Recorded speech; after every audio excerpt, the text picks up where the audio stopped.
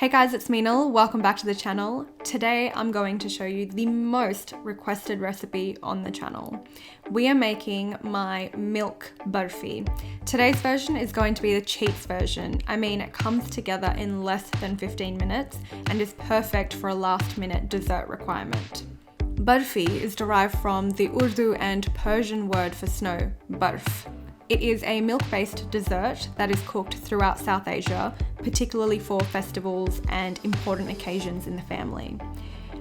For this recipe, you need 1 can of condensed milk. In Australia, this is about 397 grams, but 400 grams is absolutely perfect.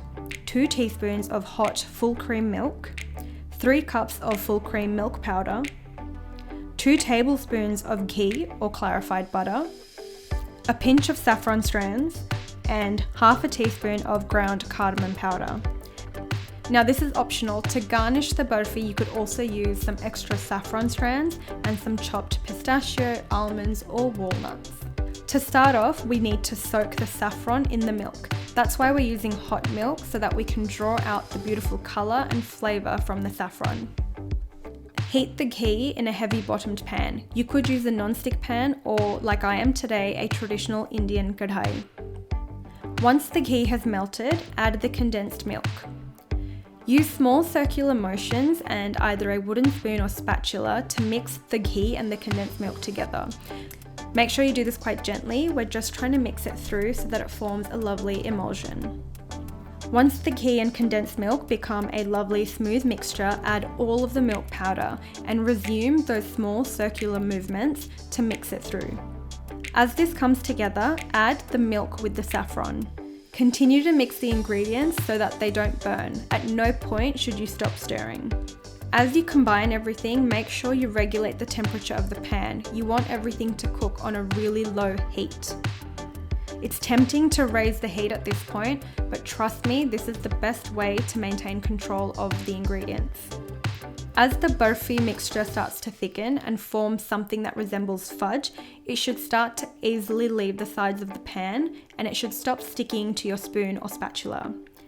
Now it's time to add the cardamom. We add this quite late into the recipe so that we can keep its beautiful fresh flavor. Mix this through really well. Now your barfi mixture is essentially done. We're going to set this aside for a couple of minutes before putting it into our mold. For your mold, you could use either a baking dish or a flat plate. Either way, line this with some baking paper so that you can remove it really easily. Once the barfi mixture is cool to touch, spread this across your chosen mold. Press this down with your fingers really well. Now it's time to garnish. This is completely optional. The barfi tastes delicious even without this. Today I'm using some saffron strands and chopped almonds and pistachios. Use your fingers to press these in. Now it's time to set the barfi.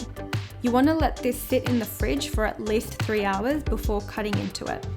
When you're ready to serve, slice this up into small square pieces. I love making barfi for Indian festivals at home, and it's something I'm always asked to make. This recipe is the foolproof cheats method and will produce delicious, soft, dense barfi every time. Let me know how you go. I'm so excited to share this recipe with you guys. This is just another addition to my Diwali special playlist.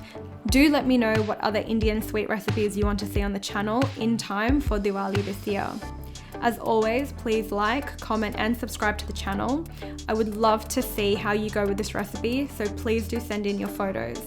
I hope you guys enjoyed making barfi with me today. I'll catch you guys next week with a brand new video.